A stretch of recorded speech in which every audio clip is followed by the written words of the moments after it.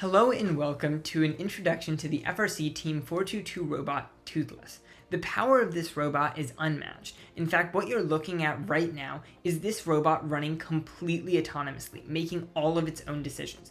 The robot runs at about 4.5 meters per second, or a little faster than most humans can run, is 130 pounds, and can drain a full car battery in 2.5 minutes, something that cars take years to do.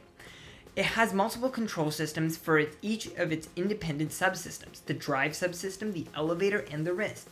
The drive uses complex algorithms so that the driver can make accurate movements. The elevator and wrist subsystems use PID loops and feed-forward loops. The PID loops allow it to make feedback so that a driver can say, go to a specific height. And even though we only have coarse control over what the motors can do, we can accurately move to that height within half a centimeter. And the wrist can move within 1 degree of the desired location because of these advanced control systems that we've built in. We have computer vision with 4 cameras on the robot. 2 are used exclusively for April tags to localize where the robot is on the field that it's playing on. It also has object detection of cones and cubes, which it can use to figure out where it needs to go and to pick up cones and cubes and where it needs to place them.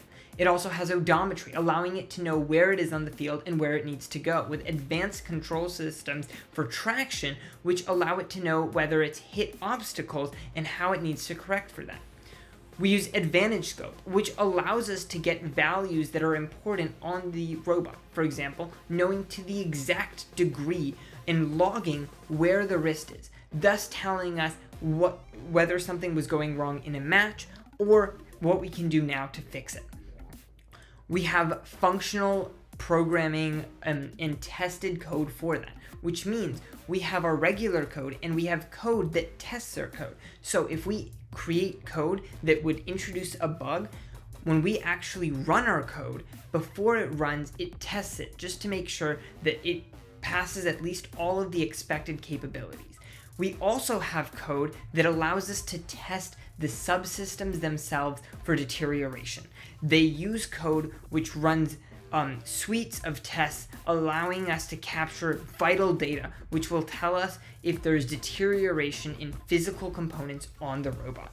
We really appreciate your time and your patience coming into this competition and hope that you select us for the 2024 Congressional App Challenge. Thank you so much for your time, and I hope you enjoyed.